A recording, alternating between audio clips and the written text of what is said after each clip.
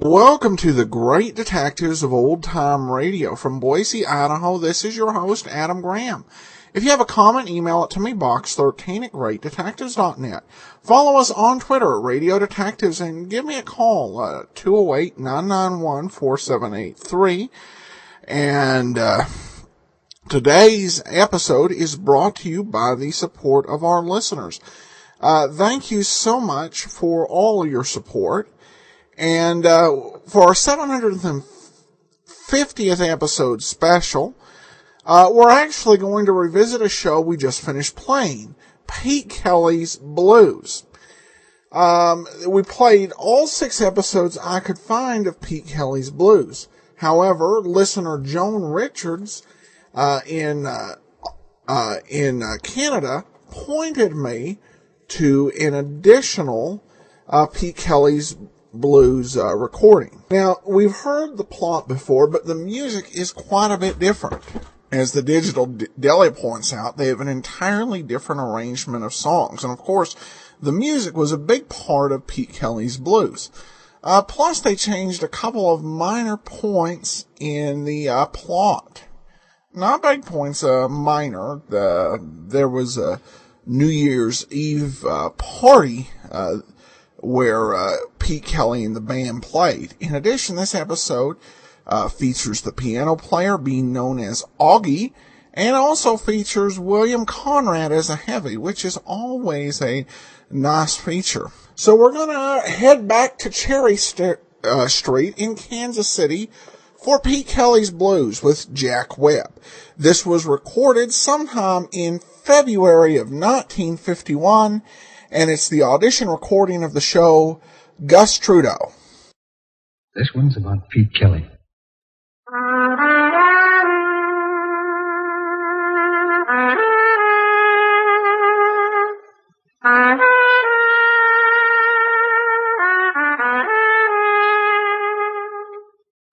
It's about the world he goes around in. It's about the big music and the big trouble and the big 20s.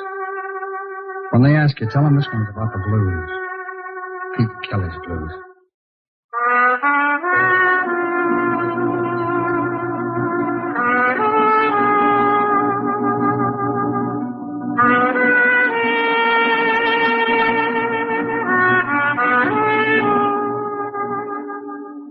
Pete Kelly's Blues, starring Jack Webb, with story by Jim Moser, music by Dick Cathcart.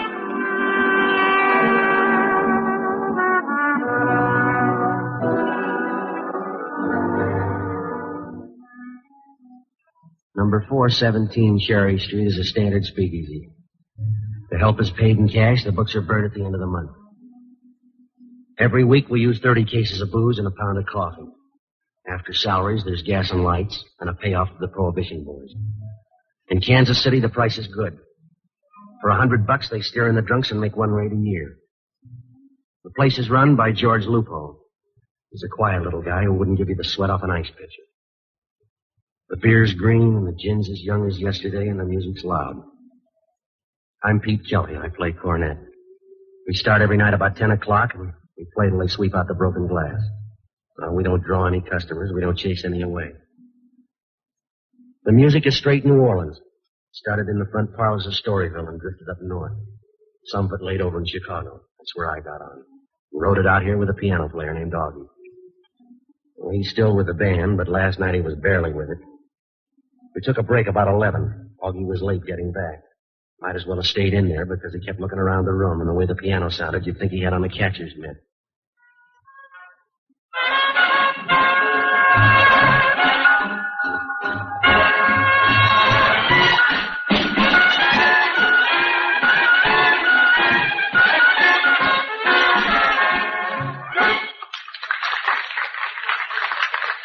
All right, that'll do it. Let's get off for a while, huh?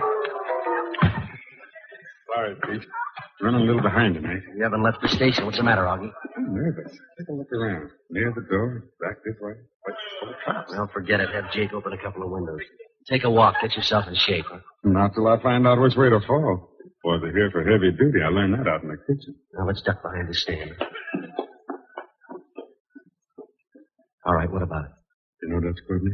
I drink his beer, that's all. Well, somebody shot Courtney up tonight out near Highway 40. That's too bad. He'd have drawn a good crowd downtown. Who killed him? I don't know, but whoever he is in for a big night. The police are trying for him. So's his partner. Well, let him play. How does our place fit into it? I couldn't guess, but we'll find out soon. See the big guy that just walked in the door? Yeah, boss cop? Almost. It's Eddie Newman, Dutch Courtney's partner. Come on, we better get back on the stand. Kelly. Yeah. My name's Newman. Come outside. Well, we're due to play. I'll hear you later. Come on.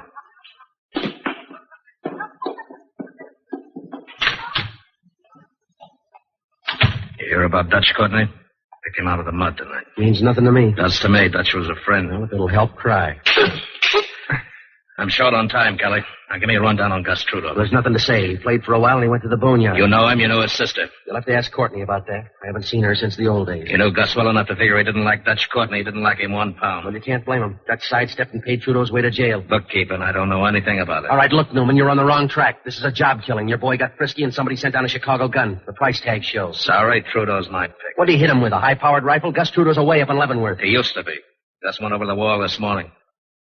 When he shows up, I want him. Well, why pick me? Now, ask around. He'll head for you. He's broke. He'll need train fare. No, not if he killed Dutch Courtney. Somebody will give him a railroad.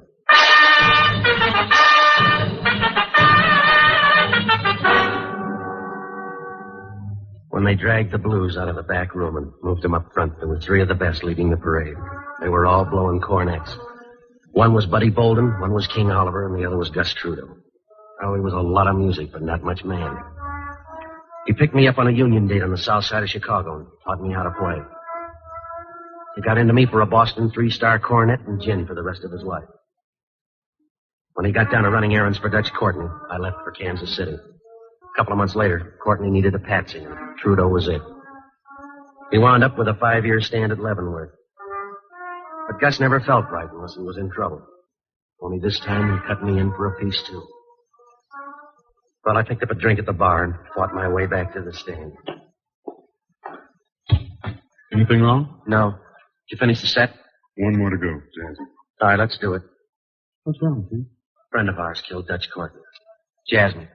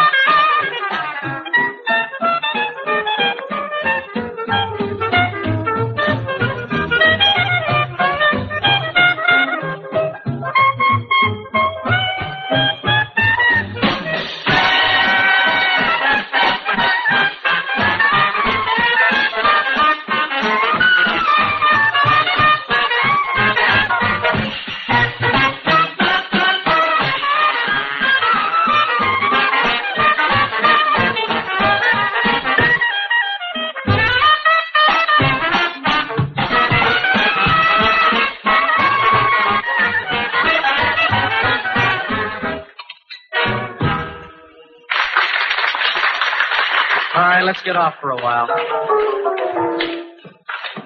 Now, who did you say killed Dutch Courtney? That's Trudeau. What with? Brad? Trudeau's in jail. No, not since this morning. Which one of you is Kelly? I am. A friend of yours in town wants to see you right away. Who is it? He's waiting up at your room. Did he give a name? Just Gus.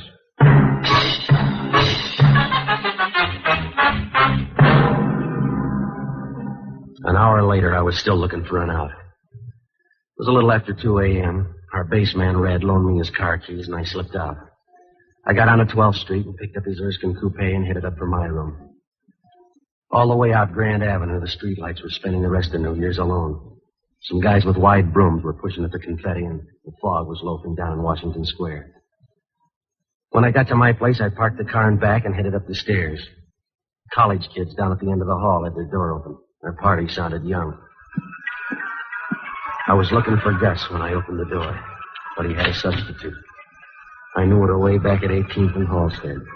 She was pretty and the fastest sprint in town. It must have been a long time ago, because somewhere along the line she'd run into a batch of Wednesday weekends. She wasn't pretty anymore. Hello, Pete. Where's your brother? I don't know where Gus is. That's why I'm here. I knew you'd be the first one he'd come to. Yeah. Now what about the break? I was up to see him 2 weeks ago. He didn't say anything about it. Pete, we've got to help him. I've been hearing that since I met him. You're the only one who remembers, Pete. You're the only one who cares. Yeah, well, a lot of people care now. Eddie Newman wants him. The cops are looking hard. I've got to find him before they do. You got to help Pete. He was supposed to meet me. That's all I know. I'll wait for him. He needs a hand, Pete. He's in deep. Yeah, well, he's always in deep. Now, you do what you want, Madge. I ran front for Gus too long. I'm out of the habit now. Please. Gus wants cover. He can look for a police station. Gus can get away. Some money and a car. That's all he needs. It's going to take more than that to get out. Every cop in town's working tonight. Oh, give him a chance, Pete. Help him. No, thanks. Gus has been good to you, Pete. He taught you music. He's been nothing but good to you. I'm paid up. I bought his gin for 5 years. Then do it for me. For what I used to be with. No, it's old. It was 80 years ago. I can't help this. Do it for me. I haven't changed that much. I have. You're still the same. You've been working at it. You remember. Yeah. The same, Petey. Just like the first time. You never had a first time. How about a drink? Will you help me, Pete? Find Gus. Get him out of town. All right, $10. As far as I go, $10 and a quarter. Now I'm getting off. Where you going? Back to work. Tell Gus to take care of himself. Hold it right there, Pete. You stayed too long in Chicago, Madge. I bought the gun in Kansas City. Don't go for the door. You better give it to Gus. He may need it. We're going to find him. You're going to help me. All right, come on. Give me the gun, Madge. If I shoot, it'll hurt. Yeah. Come on. Put it away, Madge. Oh, drop it.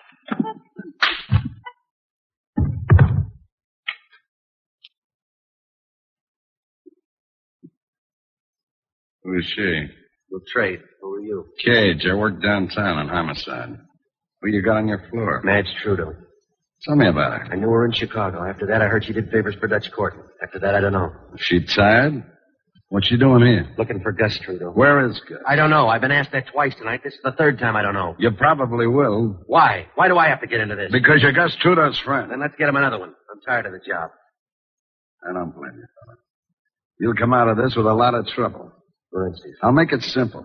If Gus Trudeau shows and you turn him over to Newman, we'll send you up as an accessory to murder. If he shows and you turn him over to us, Newman will probably kill you. Oh, that's real good. In the meantime, what do you guys do for a living? We're busy. We couldn't prove Newman killed you. It's after 2. Get back to that club. Leave you here? I got work to do. Like what? This woman. I'll see if I can get anything out of her. Oh, it's been done before, but I'll bet 10-1 in your case. Go on back. I'll tidy up. Good night, cop. Leave the rugs.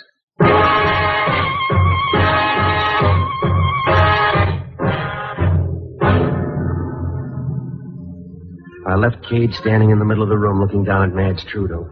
He didn't watch me leave, but I figured it wouldn't be too long before he'd turn that gleam back on me. Well, I went back to 417 and ran into our piano man, Augie, outside in the alley trying to steal some clean air. Happy holidays, Petey. How's Gus?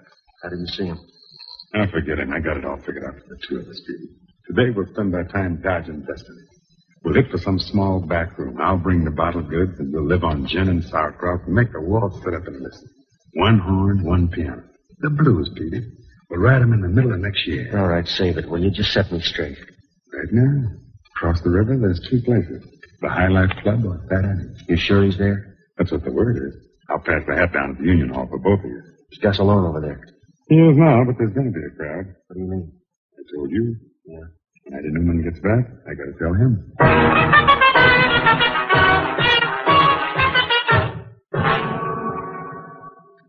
I knew it was a silly move. Newman had 100 guns on tour for Gus. Cage and the boys from headquarters were standing by for seconds. Helping Gus Trudeau was out of order, but I couldn't get one thing out of my mind. If Gus did kill Courtney, why didn't he pick up some travel money before he did it? I was backward. If you're going to hang up your pants, you take them off first. Well, it was about 3 a.m. when I got down to the river and crossed over to the Kansas side. The High Life Club was smoked up and had a little of everything, except Gus Trudeau. I looked in the kitchen and tried a back room. Then I went to the bar to see if I could drum up some talk. I had one taker, a boy with wavy black hair. He got up from a table of 3 others, walked over and sat down next to me. Hello. Come in your office? That was the first time. Welcome. Buy a drink? No, I'm all set. Try one yourself. Oh, I think drinking's all right, but I hate people who drink too much, don't you? You work here? Well, not regularly. Sometimes I dance and the other act doesn't show up. You here alone? Waiting for someone? Waiting for a guy named Gus Trudeau. You one of his friends? Ahmet. Where is he? He left a while ago. I'm not sure where he Well, went. get sure. It's important. You mentioned someone named Bessie. All right, hold it. What do you hear, Kelly? All right, get away, Newman. Try another stool. This'll do. If he asked you to leave, I think you should leave. Well. Quiet, boy. That's nice. Leave him alone. Who is he? I never saw him before. What's he know about Trudeau? Nothing. Don't kid me. You're not here to spend the time of day. You're here for Trudeau. You, little friend, where's Gus Trudeau? I don't have to talk to you. I'm a guest in this place. You're not anymore. Now climb down and head for that door, both of you. You can't make us do that. We're not going to leave. Split boat, Buster. I don't like the way he pushes. That's right. Just walk. I'll bet you look good.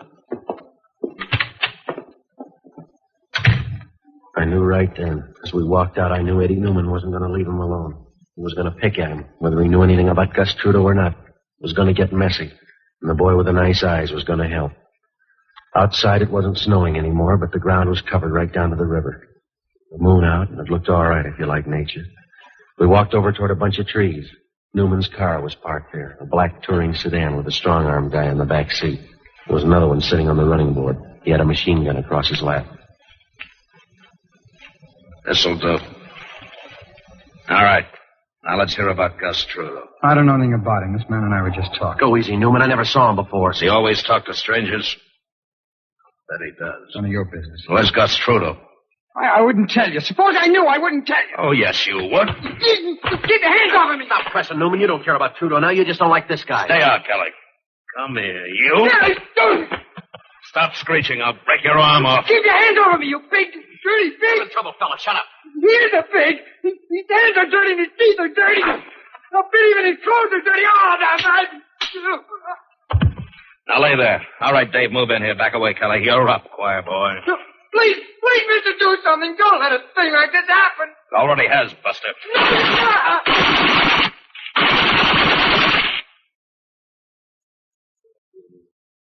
Come on, Dave. It's getting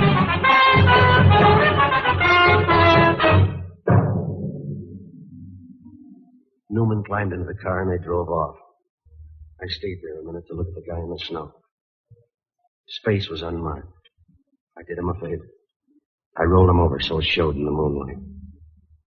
I knew his mother'd want him to look good the night Eddie Newman's chopper squad cut him down. Well, the name Bessie had to mean Fat Annie's place up the river on the Kansas side. I made it there and found Bessie. She was back at the piano wandering around somewhere in the middle of the blues. You couldn't miss that voice if she took up yodeling. Bessie Smith.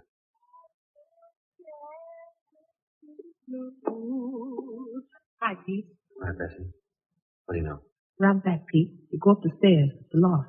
Way up there at the top. Thanks, Bessie. Okay, Pete. All right, Pete.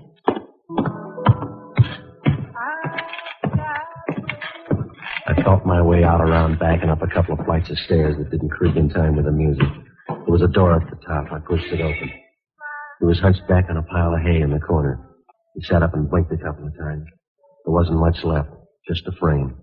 And rattling around inside, a lot of tired echoes that wouldn't lay down and die. There was an empty gin bottle on the floor. Petey, I knew you'd get here. Yeah, well, they didn't make it easy. You're looking good, Petey. Everything's 6 to an even, huh? You forget easy, Gus. You're in a jam. You broke jail. Yeah, I told him all about you up there, Petey. I told him there's another Gus Trudeau blowing down in Kansas City. I'm proud of you, Pete. Yeah, sure, Gus. You're just like me, Pete. I told him all about you. You're the only good thing I ever done. I knew you'd come through. Car and some money, Pete. It'll do everything. It'll make it all new. Is it too much to ask? You tell me, Pete. They want you for Dutch Courtney. You know better, Pete. I didn't kill Dutch. Well, you had a reason. Did I?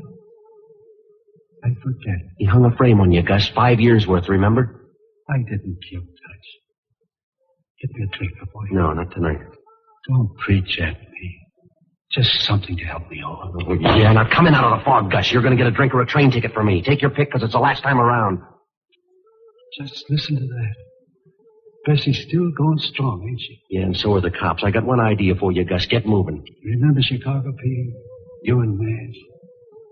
Chicago always liked me. You checked out, Gus. Biderbeck's got your chair. They'll remember me and you, Petey. I found you when you were nothing. What are you going to do? Where are you going? I got it all set up. It's big and brand new. Place in Mexico. Yeah? The guy who bunked in my cell with me, his mother runs a place down there. It'll be just like it used to be. You won't get there on a gin bottle. I got it set up, boy. A car and some money. It's not much to ask. Haven't got a drink here yet. You can drink in Mexico. Where you dreaming up the car and the dough? It's fixed, boy. You just see this guy and tell him I'm ready. Abe Gaffney. He's got a place on Pershing Road. You know it? Yeah, I know it. Abe's doing all this? Just tell him I'm ready. How's Madge? She's all right. Come and see me, huh? It's hot down in Mexico. Gets hot here. What's the matter, Pete? You ain't sore, are you? No, I ain't sore. I'm just tired. I'll tell Gaffney, and then I'm checking out. Goodbye, Gus. You're not getting too big for your old friends, are you, boy? Friends are like everything else, Gus. Yeah? They wear out on you.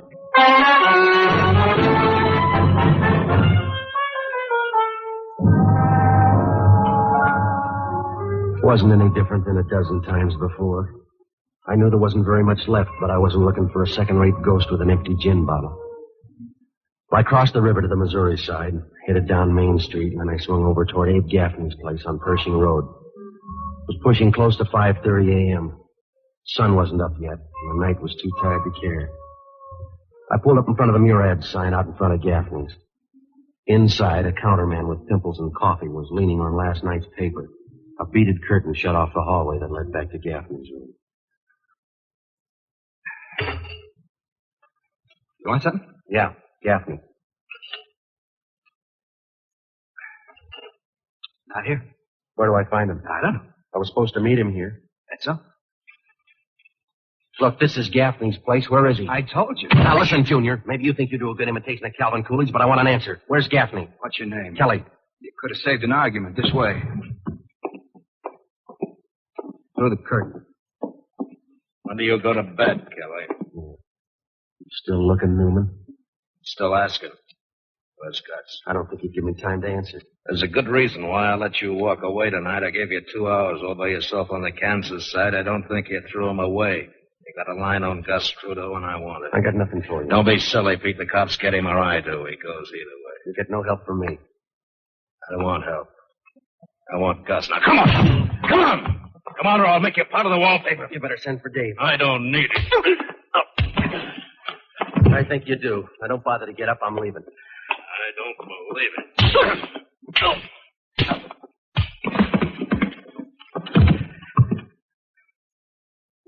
Wasn't your turn, Kelly.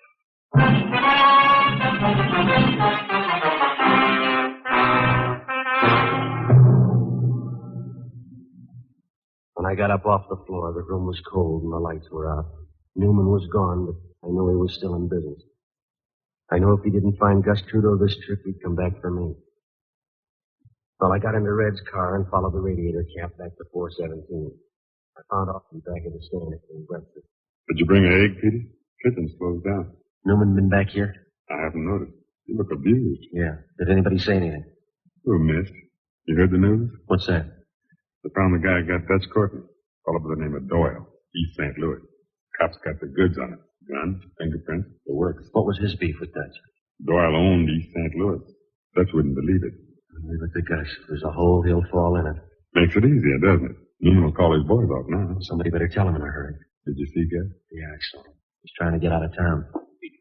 That's right. Dave Gaffney. You're a hard man to find. Newman came in the front door. I went out the back. It won't take long.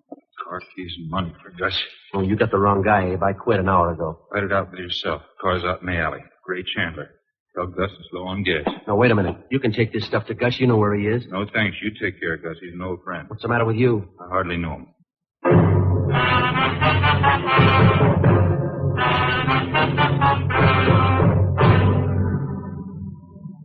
The clock over the bar said 6:15. We got back on the stand and started the last set. 80 pounds of stale cigarette smoke was holding up the ceiling, waving down in a dirty blue curtain over the dance floor. Behind the bar, one of the guys was wiping up. Two couples picked their way to the dance floor and pushed each other around a while. They finally gave up. Oh, the whole thing, it was all out of step. Wrinkled stockings, brown gardenias, torn paper hats, and Gus Trudeau. He walked in the door and stood off to one side, just back of the stand. Hey, Pete. Gus got here. He's late now. Don't make book on it. All right, last one. The blues in B flat.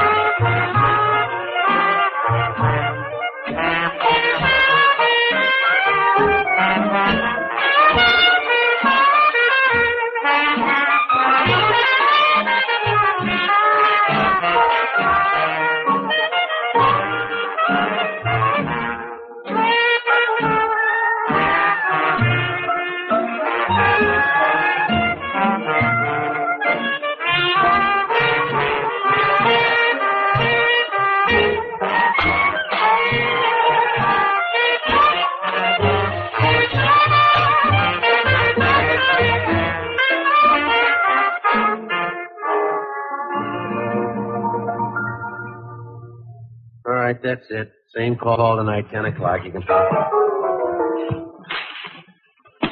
Pete! Petey! Over here. I heard you. It sounded good, Pete. Just what I told him up there. You're on your way, boy. All right, now you heard it, Gus. Here's the money. In the car, please. I'll see you, Gus. You know what I told him? Another Gus Trudeau is blown down to Kansas City. Yeah. All right, boy.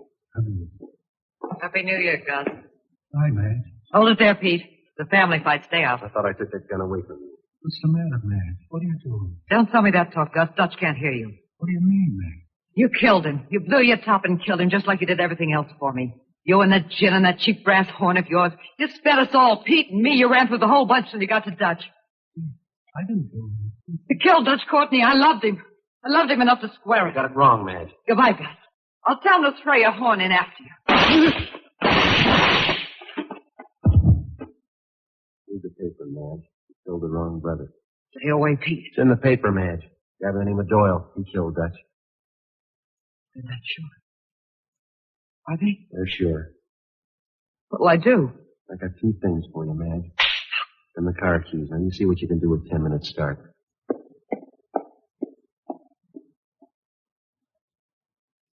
You didn't have anything more for Gus, did you, Pete? No, I guess not. Well, maybe. Oh, Gus finally got out of town.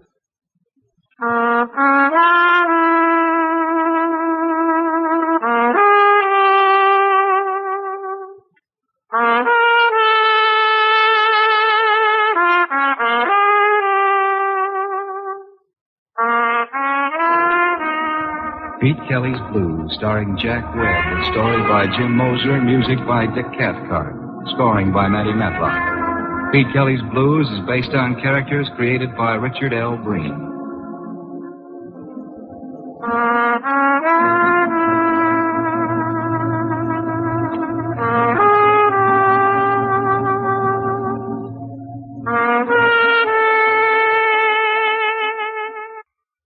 welcome back. Well, Conrad, always a fierce villain. Now, it's kind of interesting to me just because I've gotten used to Conrad as canon on TV. Good guy role, but this definitely shows another side of his ability to play these brutal sort of characters, and that went right back to the 1940s with his appearance in The Killers, that classic film with Burt Lancaster and, of course, Edmund O'Brien, among many others. All right, well, that will do it for our 750th episode special. Join us on Monday for the adventures of Frank Race. In the meanwhile, send your comments to box 13 at greatdetectives.net. Give us a call, 208-991-4783. But from Boise, Idaho, this is your host, Adam Graham, signing off.